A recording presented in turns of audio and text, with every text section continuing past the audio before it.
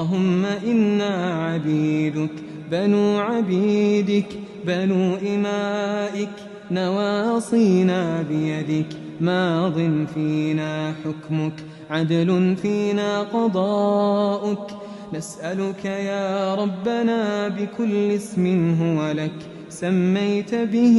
نفسك أنزلته في كتابك أو علمته أحدا من خلقك أو استأثرت به في علم الغيب عندك أن تجعل القرآن العظيم ربيع قلوبنا وجلاء أحزاننا